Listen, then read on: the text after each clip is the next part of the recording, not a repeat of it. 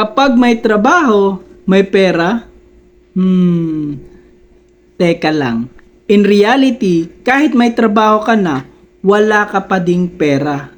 Kasi madalas yung sweldo mo, parang coke lang. Kung hindi sakto, kadalasan zero. Yan ang dahilan kung bakit nagpo-post ako ng mga additional income. Huwag kang matakot sumubok. Dagdagan mo kung kulang.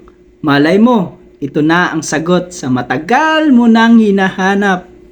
Your salary is good, but more income stream is the best. Bakit hindi mo silipin ang opportunity na sobrang subok ko na? Be my mentee, business partner. How ka lang, ituturo ko sa'yo.